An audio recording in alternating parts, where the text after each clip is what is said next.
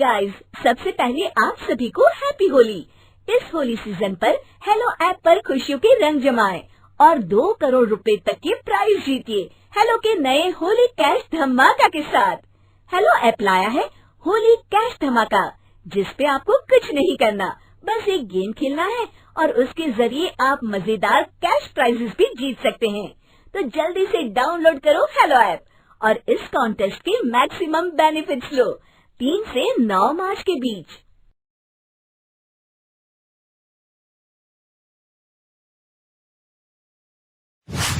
अरे आग लगे, ये भी कोई जिंदगी है। सुबह से चिल्लम चिल्ली पुकार सुन के मैं तो तंग आ गई हूँ। अरे वो भी क्या दिन थे जब मैं गांव में रहा करती थी। पहले बड़ी सुखी थी मैं। पहले मेरी जिंदगी क्या थी और अब क्या हो गई है। शहर में तो लोग भेड़ बकरी की तरह जीते हैं। जीने का असली मजा तो गांव में है। क्यों, क्या हुआ माँ जी? आज गांव की बहुत याद आ रही है आपको? अरे हाँ बहू, शहर का जीना भी कोई जीना है। लोगों की आधी जिंदगी तो सड़कों के ट्रैफिक में निकल जाती है और यहाँ रखा ही क्या है। एक बात कहूँ, दिल्ली शहर अब पहले जैसा नहीं रहा। क्या माँ, जब देखो गांव के गुणगान गाती रहती हो। ठीक है, इस बार ना बच्चों के कॉलेज की छुट्टियों में हम सब गांव चलेंगे, ठीक है? हाँ, ये ठीक है। फिर कुछ दिनों के बाद सारा परिवार अपने गांव चला जाता है। अरे वाह, कितनी ताजी और साफ हवा है, कितनी शांति है यहाँ। चल बहू, अब बढ़िया सा खाना बना दे, मजे से आंगन में बैठ के खाएंगे। सुशीला गांव का माहौल देख बड़ी खुश होती है।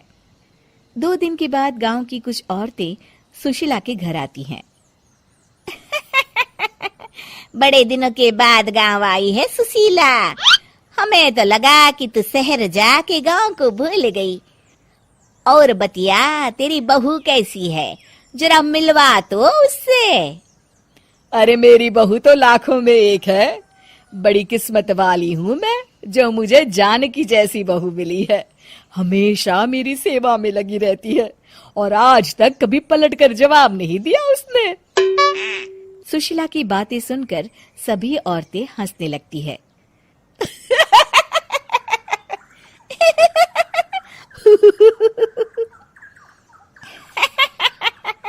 अरे कुछ भी बोले जा रही है। तबीयत तो ठीक है? तेरी बहू चांद से आई है क्या? क्यों बहनों, दुनिया की कोई भी बहू अच्छी होती है क्या? सब औरतें ममता की हाँ में हाँ मिलाती हैं।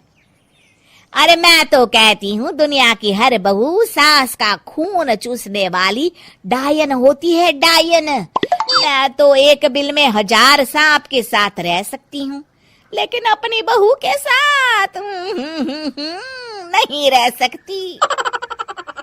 हाँ, तूने सही कहा। मेरी बहू तो तेरी बहू से भी 2 कदम आगे है। सब औरतों की बातें सुनकर ममता मन ही मन बड़बड़ाती है। अरे ये गांव सुधर गया, लेकिन औरतें नहीं सुधरी।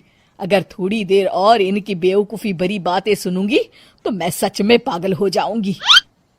फिर सुशीला उन औरतों को घर से दफा कर देती है और राहत की सांस लेती है।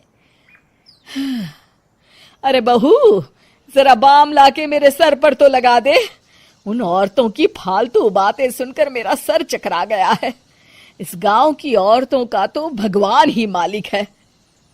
फिर अगले दिन सुशीला की सास उससे कहती है, अरे बहू, तू यहाँ क्या आराम फरमाने आई है? आखिर ये तेरा ससुराल है। चल चल, घर के कामों में हाथ बटा। शहर में कुछ काम धाम तो करती नहीं है। जरा अपने आप को तो देख, कितनी मोटी हो गई है। सारा दिन घर का काम करने के बाद शाम को सुशीला, हाय मेरी कमर, हाय मेरे पैरों ने तो जवाब दे दिया। आज तो मुझसे मक्खी भी न मारी जाएगी। अरे बहू, जरा आकर मेरे हाथ पैर तो दबा दे। जी माँ जी, अभी आती हूँ। तभी सुशीला की सास जानकी को रोकते हुए कहती है, अरे रुक जा बहू, एक दिन काम करके इसको इसकी नानी याद आ गई। हम लोग तो रोज इतना काम करते हैं, कोई जरूरत नहीं इसके हाथ पैर दबाने की, सुबह तक सब ठीक हो जाएगा। सुशीला अपनी सास की बातें सुनकर हैरान रह जाती है। इस तरह धीरे धीरे गांव आने के बाद सुशीला की परेशानी शुरू हो जाती है। फिर एक दिन, अरे आज तो मैं कपिल शर्मा देखूंगी क्योंकि आज संडे है। सुशीला जैसे ही टीवी ऑन करती है तभी बिजली कट जाती है। अरे सत्यानाश, इस बिजली को भी अभी जाना था। इतने दिनों से मैं टीवी सीरियल देख नहीं पाई। हमारा देश इतनी तरक्की कर रहा है, अरे पता नहीं ये गांव कब सुधरेगा। अरे अब तो 2 दिनों के लिए बिजली को भूल जा, ये तो यहाँ रोज की बात है। अब इस अंधेरे में रहने की आदत डाल ले। हाँ। हे भगवान, अब क्या होगा? ऊपर से इन मच्छरों ने जीना हराम कर रखा है।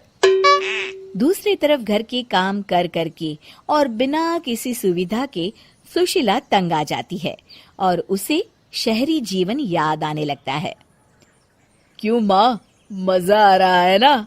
अरे आपने ऐसी सूरत क्यों बना रखी है?